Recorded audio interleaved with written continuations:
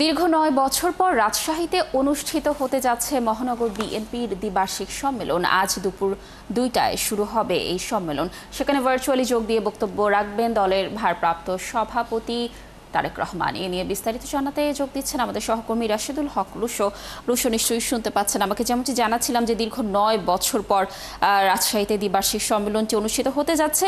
সম্মেলন ঘিরে রাজশাহীর ঘরোয়া রাজনীতির উৎসাহ উদ্দীপনা কেমন দেখছেন, আর যারা পদপ্রত্যাশী রয়েছে তারা কি বলছে, এই সম্মেলনের বিষয়ে কি তথ্য রয়েছে জানাবেন আমাদের বিস্তারিত। দীর্ঘদিন পরে কিন্তু এটি সম্মেলনটি অত্যন্ত কাঙ্ক্ষিত সম্মেলন।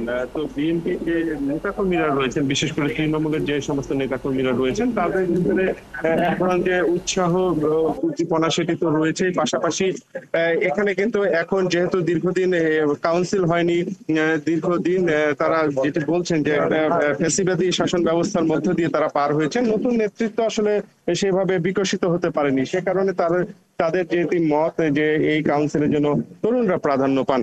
আমরা একটু কথা বলতে চাই, এখানে তৃণমূলের নেতাকর্মীরা আছেন তাদের সাথে। এই যে দীর্ঘদিন পরে একটি সম্মেলন পাচ্ছেন, আজকে দলের ভারপ্রাপ্ত চেয়ারম্যান সরাসরি বক্তব্য রাখবেন, আপনাদের আসলে প্রতিক্রিয়া কেমন? আমরা এখন আমরা একটা উৎসাহের মধ্যে রয়েছি। আমাদের প্রিয় অভিভাবক বিএনপির ভারপ্রাপ্ত চেয়ারম্যান তারেক রহমান, তিনি প্রধানমন্ত্রী হিসেবে আজকে বক্তব্য রাখবেন।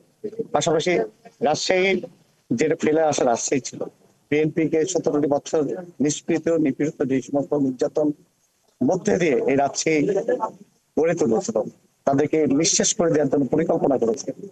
আপনারা জানেন, ইনশাল্লাহ এই কাউন্সিলের মধ্যে দিয়ে রাজশাহীতে একটা নতুন ভাবে আমেজ তৈরি হয়েছে। বিএনপি পরিবার একত্রিত হয়েছে। পূর্বে যে সমস্ত দল মত আমাদের মধ্যে অনেকে দ্বিধাদ্বন্দ্ব ছিল, তাদের মধ্যে একটা দূরত্ব ছিল, সেটি কেটে উঠেছে। ইনশাল্লাহ এই কাউন্সিলের মধ্যে দিয়ে আগামী রাজশাহীতে সুন্দর ভাবে বিএনপি করে উঠবে।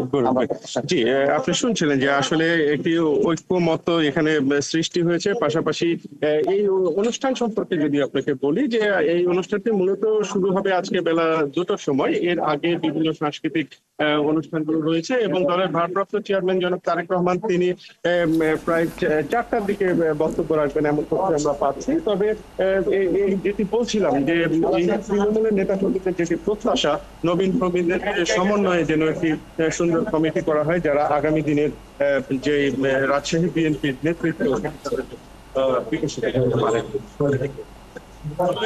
প্রচুর ধন্যবাদ আমাদের সাথে যুক্ত থাকার জন্য। আপনি থাকুন সেখানে, নিশ্চয়ই আমরা এই সম্মেলনের আরো তথ্য পরবর্তী সংবাদ সংযোগগুলোতে আপনার মাধ্যমে দর্শকদেরকে জানানোর চেষ্টা করব। দর্শক যুক্ত ছিলেন আমাদের সহকর্মী রাশেদুল হক রুশো।